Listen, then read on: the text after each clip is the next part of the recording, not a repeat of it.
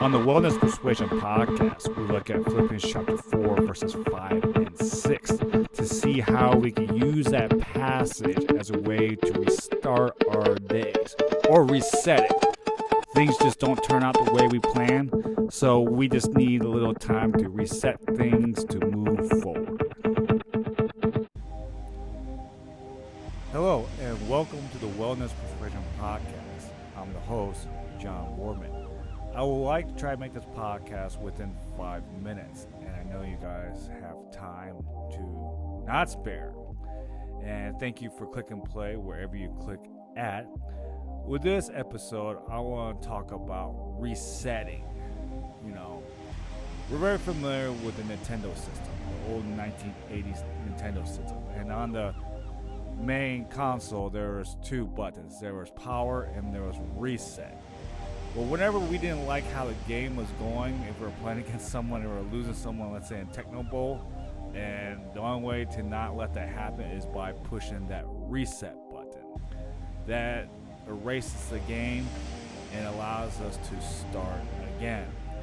Well, in life, sometimes we need that reset. As a born-again Christian, you have the constant habits of getting up daily to read Bible and to pray. You go through the day, and sometimes things don't feel right. For example, each morning I like to get up and exercise, and part of my routine is I like to do 50 Indian squats and 50 sit-ups for a total 100 repetitions. Well, one day I was doing Indian squats early in the morning, and usually the first rep is kind of like the slow one because I want to make sure my form is right. And after 2 or 3, I'm in a rhythm. Well, the other day it took me a while to get into that rhythm. I was sore from the previous day, and I felt like I didn't have as much control in my spinal cord as I would have liked to. So there's quite a few where I had to kind of reset going at the bottom and stop the reset going up at top because I was worried, anxious about my spine not being properly aligned.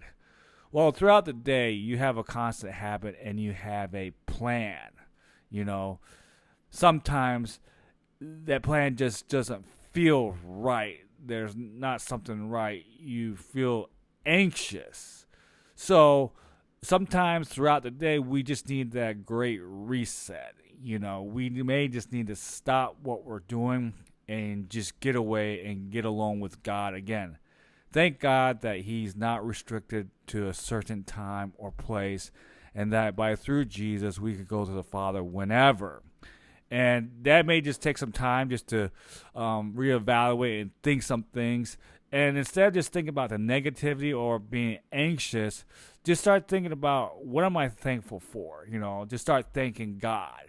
And who knows, just going through a time just thanking God will take away the anxiety. And going through that, the Spirit may reveal to you of something that may be happening or something that's going to come up later on. And that's where we could make our requests be made known to God. And I'm getting close to the 5-minute mark, and I just want to close it out with Philippians chapter 4, verses 5. Let your reasonableness be known to everyone. The Lord is at hand. Do not be anxious about anything, but in everything by prayer and supplication with thanksgiving, let your requests be made known to God. And the peace of God, which surpasses all understanding, will guard your hearts and your minds in Christ Jesus. Part of you being anxious could be that the enemy is trying to take away your peace some way and somehow, and you may see it or you may not see it. And that's okay because God knows. And that's where we could let our requests be made known to God, something that may be bothering us. And like I said, maybe earlier on, when you're thankful, joyful, right away you're fine.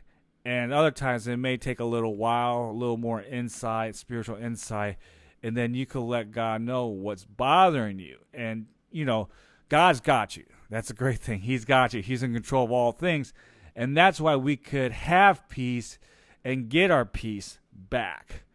And that is the Wellness Persuasion podcast. And I would like to thank you again for clicking play wherever you clicked it at.